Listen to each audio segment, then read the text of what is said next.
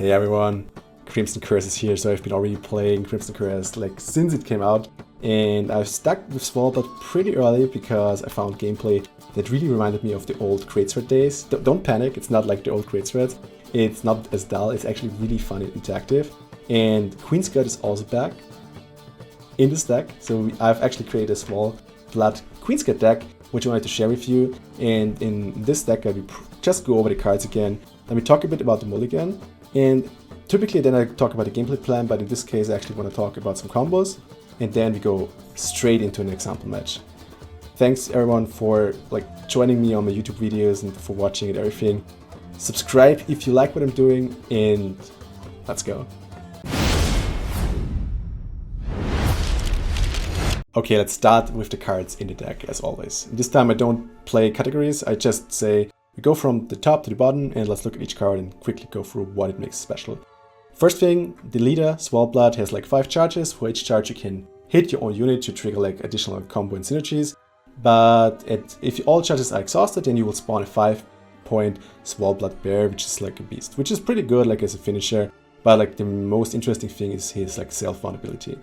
So let's go right into it. We have Svalblod Totem, I actually opened it up here. Svalblod Totem on deploy spawns 2 Svalblod Fanatics, and on it is an order ability. If you click it, 2 points of damage to units on each side of the totem, which means those will go into Berserk immediately, which makes this a 10 for 10. But you can actually use the Svalblod Totem even better because you can damage adjacent units by 2, which means it doesn't need to be the Svalblods. We can, for example, put Olaf in there.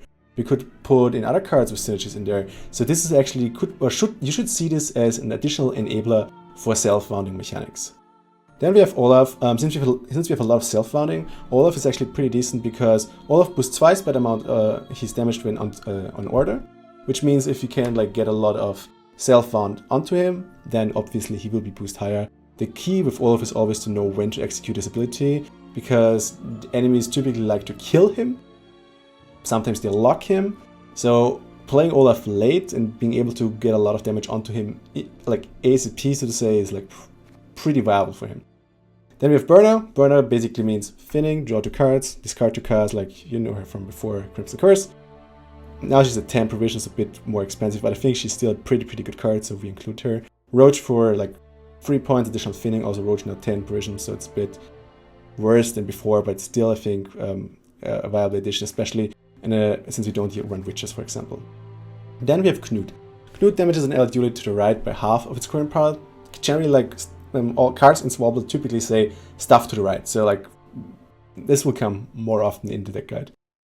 It damages the allied unit to the right by half its current power, and then it deals that damage to an enemy.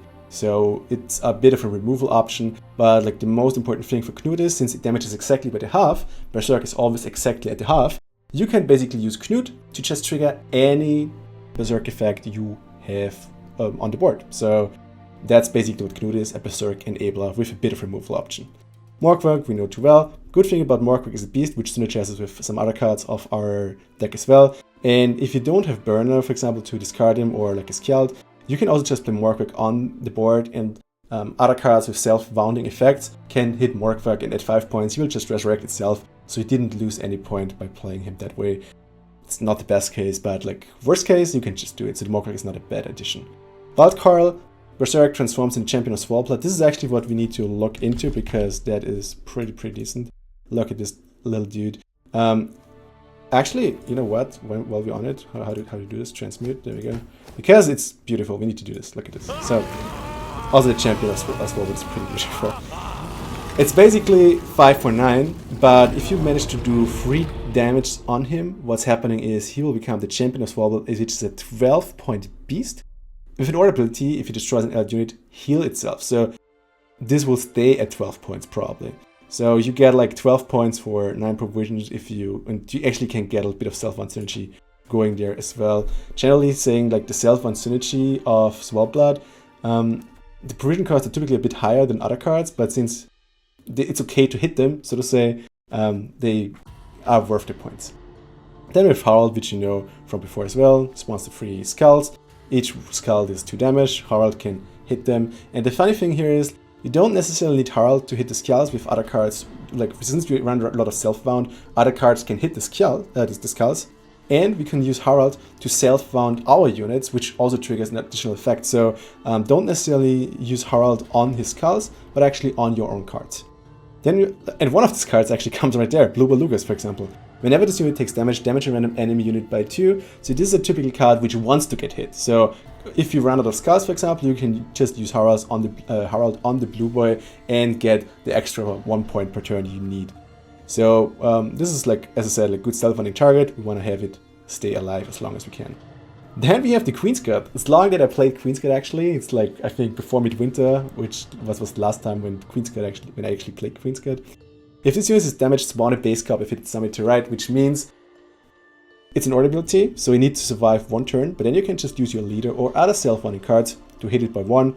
You execute the order ability, it spawns a copy of it. So you can inflate your board with Queensguard like 1 per turn, which means like we get free value per turn from this Queensguard if they're actually able to stick on the board, which is pretty good.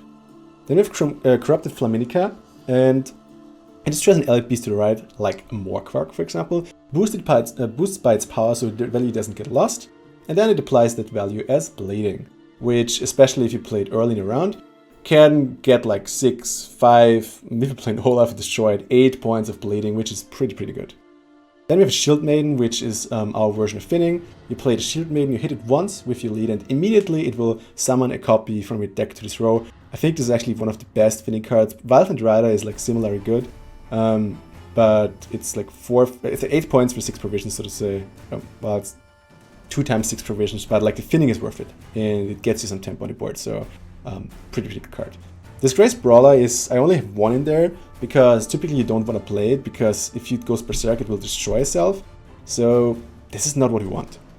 So on red, for example, we use Disgraced Brawler just as you could around. If you have last save, we maybe want to play Disgraced Brawler last. So we play this in safe situations when we can get like just 7 points for 5, which is pretty good. But you don't start the round with it, for example, because it would be pretty easy to get rid of it. Then we have the Longship. Longship, you know, Longship damage itself by 1 and the enemy unit by 1 as well. This is pretty good because it enables, since it wounds itself, which means that other cards will trigger, to which we come in a second. Scout, discard a card. It's good because it helps us get rid of stuff like Morkvark, bad cards, and like it thins our deck. Now we come to the really meat of the deck, which I really like, and the first one is Svalblod Priest. Actually, let's get it up there. Svalblod Priest, where are you? There you are. Let's animate it later. Svalblod Priest, every ally turn on turn end damages the ally unit to the right by 1, then boosts self by 2, which is basically a good engine. This reminds me a bit of the old Greatsword deck, and what it does, I mean, like, for example, if you pair this, if you put this next to a Blue Belugas, then you already get a lot of points on the board. If you put this next to the champion, like to Wildcard, then it will transform into champion. So the damage this Svalblod Priest actually deals to your units can be mitigated by using it on cards that actually want to get hit. So it's actually not 1 point per turn, but often like 2 points per turn. Sometimes this can actually trigger 3 points per turn. Then we have the Svalblod Fanatic. We already know it from the Svalblod Totem. 4 point body on Berserk. It will become a 5 point beast. So this is also like a very good target for the Svalblod Priest because it will get 2 ticks for free, so to say, where the Svalblod Priest, because it will reset then, heal up to 5, so all the damage Svalblod Priest did to him will be just neglected. Haemate Protector is like, this combi basically is the old Greatsword feeling. If you play Haemate Protector, whenever an adjacent unit takes damage, it boosts itself by 1. So if you, for example, play Priest, then Fanatic, like Priest into Fanatic into Protector, you get a lot of points already per turn because this will hit this will trigger, and at some point the Berserk will trigger as well. So pretty good combo to have on your board right away. And then we have the Turris Skirmisher, which is basically just like 2 extra points if you discard it, and you want to do that with Scout and Burner. Mulligan wise, it depends really what you want to achieve. For example, typically you want to play a long run free, so winning round 1 is pretty good. So in round 1 I typically like to have 1 engine pair, like those, for example, like Svalblod Priest, Fanatic Protectors, just to put a bit of pressure onto the board. And then I would like to have some threatening cards, like the German Queensguard, where the enemy is like, oh shit, I could now focus on killing that, or I could just pass and like I evade the threat entirely. So with that you can maybe force an enemy out of the round, or bluff the enemy out of a round, so to say. And then I would like to have some tempo cards and fitting cards, obviously like Shield Maiden, Burner, especially with Morgrak to put the tempo out on the board right away. And sometimes it's even okay to play an Olaf, just like to push the enemy off the round. Because round 2 you typically want to try-pass, except there's an, let's say for example you play against Harmony, and Harmony really has like a lot of engines which you can put on the board and is a threat to your engines. Then you push them a bit so they commit some engine, then you pass, so you can use all your engines in round 3 while they already split the engines up, so to say. But typically long round 3, and that's where they mulligan into your good stuff, which is like Bluebell Lugos, for example, Harald Hansnad, and you know, all the good stuff. Svalbard Totem. I don't need to go for the cards anymore, but you know, all the stuff that brings you value. And the earlier you can develop engines then there with Queensguard and like stuff. Where is it? Protector, for example, yeah? That is stuff that you want to have in round 3 in your mulligan. Then I typically talk about the gameplay plan, but in this deck I actually would say like, let's go right into example matches afterwards and see just how it plays, because there's so many combos there. Just watch them. There's one combo I just want to like tell you right before, which I really like, and this is like one of the openers. In round 1, for example, really good to like put pressure on, especially in red.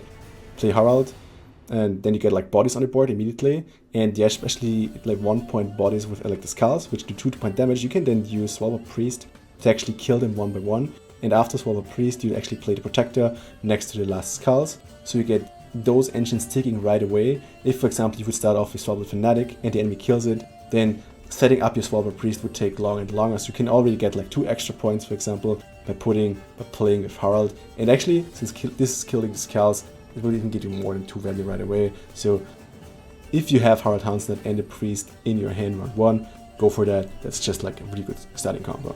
And the rest of it would say like, let's go right into example matches and, well, see for yourself.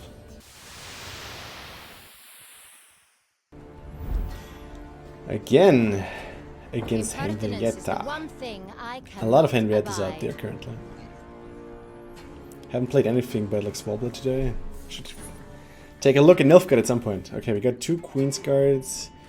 We got the full engine going. We even got Harald. Yeah, this is a good card. It's a good like. Yeah, it's fine. Can put pressure on with this. I like Olaf. I would probably like to keep as a finisher. So he starts with a Simulate. So we're going to play Harald. And we're going to try to hit this twice with our little Harald Pal. With a bit of luck, if he doesn't protect it, we actually have something like 50-50 chance, but we'll need to see if he actually is going to protect it. Okay, still a 50-50 chance. Like, no, oh, it's actually now 25% chance. Well, it was already before 25% chance. Okay. So there's the... There we go. Let's see. Now that was already good. Now we just need one more 50-50 chance and... Yes! There you go. Got rid of one Assimilate unit. That was pretty good. So now we have an engine set up. We can now go for Protector here. And then we play the... or not. Well... We can still play Protector, that's the good thing, because we can still play with the longship. And we can still trigger this and he'll still get the tick. So far we're in a good spot. Next we play longship here, and as long as he doesn't get rid of this one, then we are fine. He actually banished it, look at this. You will not regret this, good sir. Okay, more Simulate units, I guess. And then we probably pull Queensguard after the longship. Sure. Just need to stay ahead here.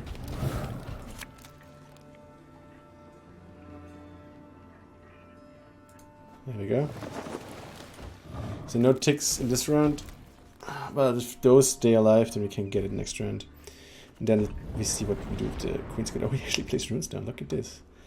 The Runestones are back. Well, that's pretty good. That's... I don't care. Double Simulate tick there, like with 6 points extra. That was pretty amazing. Good. So what we do here is now, of course, hit this one. There we go. And then we're going to go for her.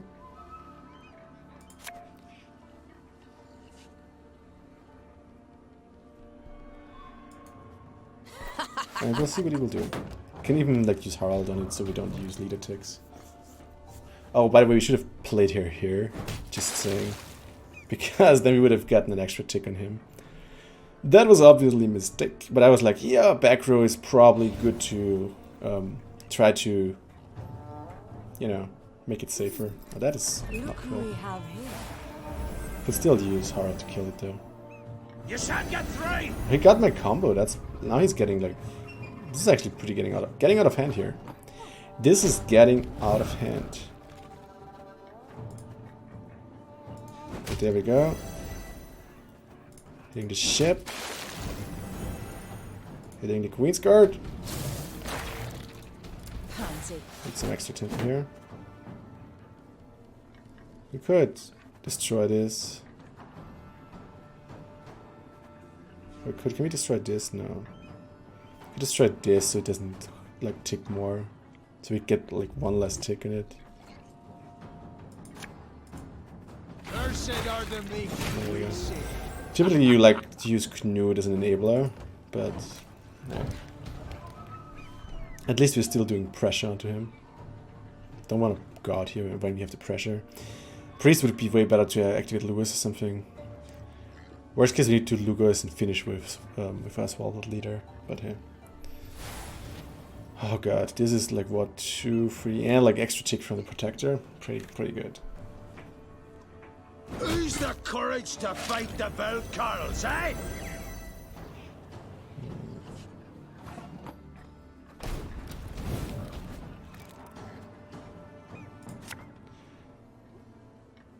I think we're going to play that.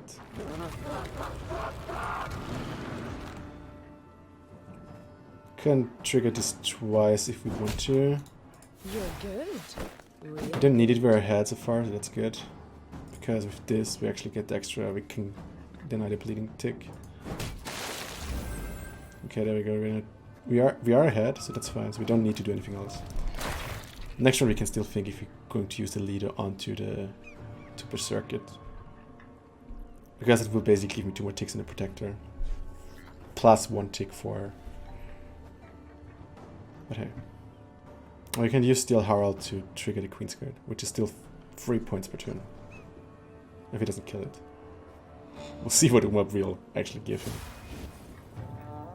Damage. Oh, that's actually not bad. Okay, well, he get rid of his bleeding though, so that's okay-ish, I guess. 13 points though.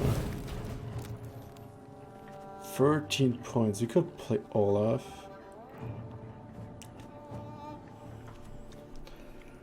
With Olaf, we would be at 35.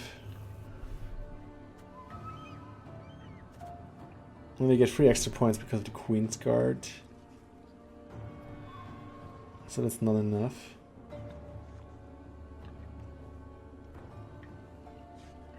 Do we want to have less say? Probably want to have less say though. And we have still other cards which are good in round 3. The Totem. We still have the Blue Bow.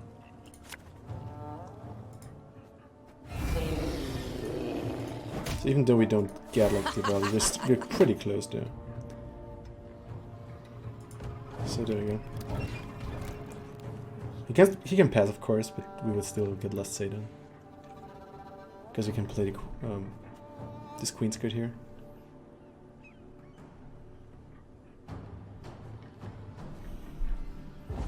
Okay, it passes. So we take the round with the Queensguard. Pansy. And then we'll see what he has in store for us in a long round 3. Because we want to go for long round 3, now we need to do it with our engine value. Okay, there's the other Queensguard. There's my second engine. Flamennica, not sure about the beast though.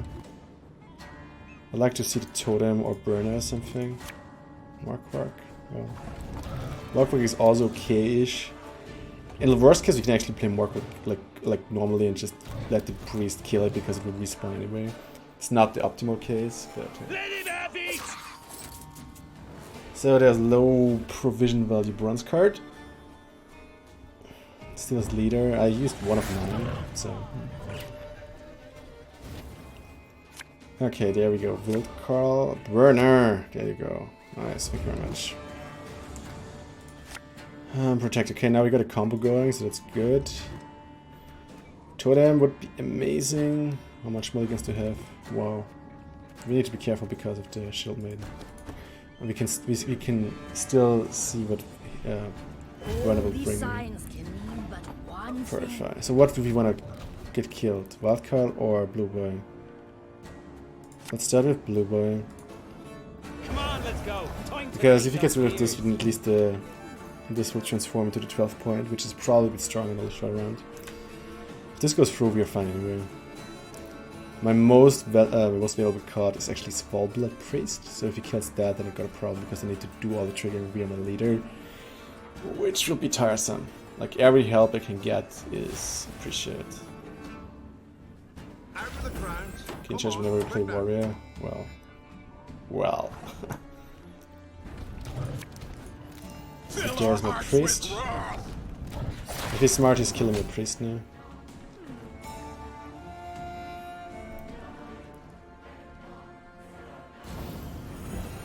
Can we find something to hit it with burner? Not really. Totem maybe. We already used Knut in round 1. Okay, Svalblod Priest. Well, it's an engine. Not the best for him, but it's an engine. We get the better engine because we have like 2 of those. There we go. So pew pew pew pew. Gives us some value. And as soon as like he will get rid of Blue Boy or like this will die, we probably go for Wild Carl. Next card will be Shield Maiden, Burner, and my last card will be Wild Carl, I guess. I hope people like the Protector should actually stay on the board. And I'll scratch you. I don't like this. In this case, you could think of like using Svalblod on her actually. Okay, he's actually playing Anna. More crack. Okay, sure. Well, it actually works with Svalblod Priest. Yeah, he doesn't even care. He doesn't even care. So yeah, what we do is we actually kill that because it will give value to the Protector anyway. So there we go. So the combo is going. And we play Shield Maiden. There we go. Burner will actually just be used to get more people on the board. Maybe draw 1 card later. Maybe get the totem. That would actually be pretty good. That actually would be pretty good. He has 1 assimilate unit, so he like lost a lot of his assimilate units in round 1. Question if has he really good cards like, I don't know, the Refresh Lead ability or something. Bribery, is there something good in my deck which can hurt me now? I don't have many offensive cards, that's the thing. So you can maybe get something which works with the Priest. I'm questioning a burner. Okay, good. It's not much value per se, but you can maybe look for something to refresh like down in your Henrietta or something like that.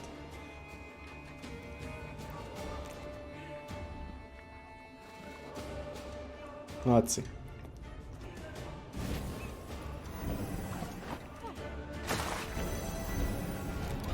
What did he put in there?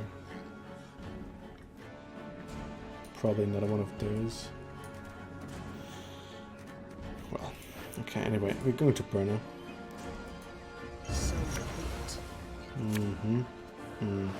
It's actually pretty okay. We won't be able to trigger this. So we go with the ship. Because I can play the ship next to him. And you get like maybe 1 another tick here. And I'm really curious like what his finishers are. Okay, that's not bad. So we probably can go for the second on Henrietta. Oh, I don't know what these people are playing. Okay, can actually kill Mulligan. Sure. That means actually we need to play Gold Cult first.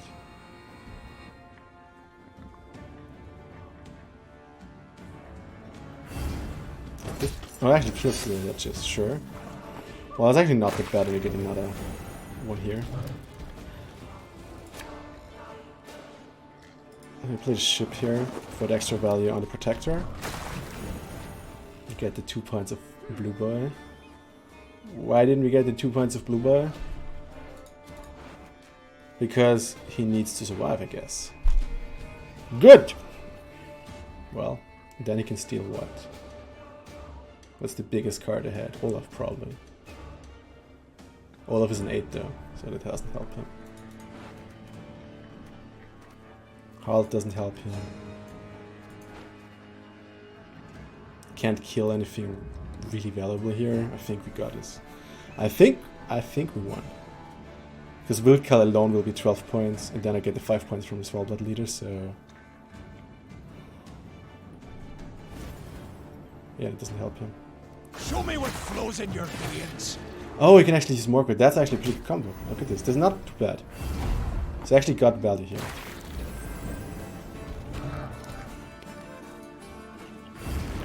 So we tick the protector. Then we go for Wildcall. Pew pew. Pew pew. And now he will go berserk at the end of the round. 12 points.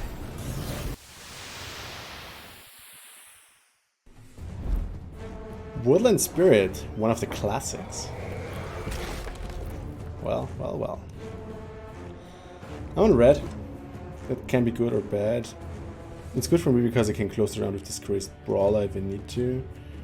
We can like set up those if we want to. We don't have any Priest, but we have like the Morkwood Burnout, which is good.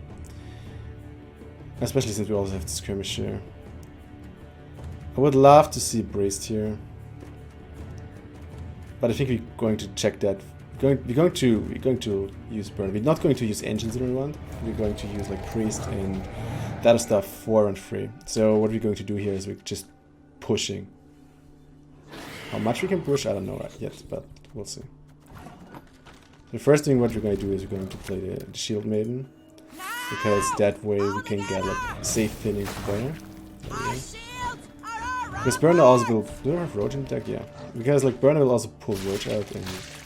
Okay. That was a free for free. Was not the best use, I think, but hey. Probably would have gotten a better use. So now we're going to Burner. Getting some tempo on the board and looking for... Oh, there we go. That's not... Well, we don't have a ship, so well... So what we're probably going to do is we're probably trying to secure the round through the Queensguard. We have 2 of them, so... Let's see. Could also like use the Corrupted Flaminica to get some bleeding going. Actually, maybe let's start with that. There we go.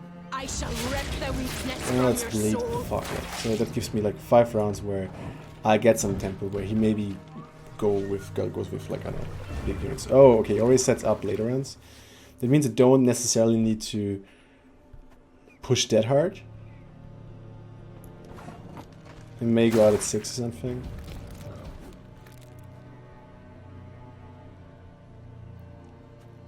I need to play on a bit though. The question is if we now go for the Brawler. Because we don't want to play it later, but... And the question is if we want to use a Queensguard here. Because he may pass anyway.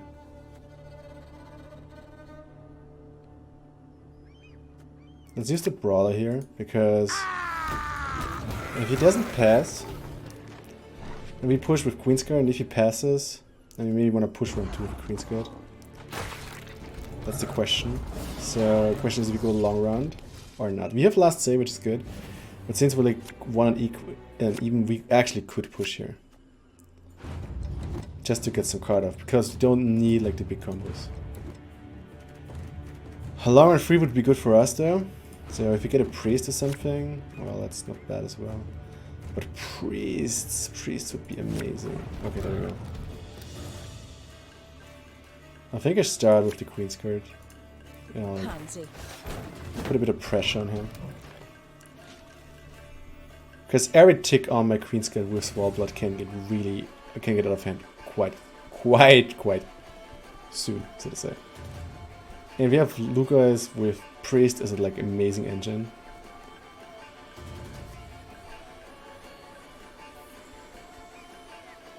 Let's see. What I really want to do in this round is like to get his good stuff out. So, I mean, on the other hand, like he is good in a short round, right? Oh, he's already woodlanding. Look at this. So this means like we already get his good stuff out, which is good. Okay, setting up for later. We need to win this round now. So there you go, Queensguard. You're good. There she is. Next round we can play another one of those. And it's actually where we set up the Svalblod Priest. So it already triggers it for us. Now he has to decide which engine he wants to kill, the 3 or the 4. He's going for Swarm, interesting, okay. Can't do a lot with that, but hey. So we're now going to set up Lewis here. And get another Queensguard. So we're actually putting a lot of tempo here onto the board. That is pretty good. Okay, there's Goliath, sure. We're playing like the projector here for even more engine value, triggering another one of the Queensguard. There we go. And my engine is ticking. For some good value. Question is if we actually go totem here as well. There we go.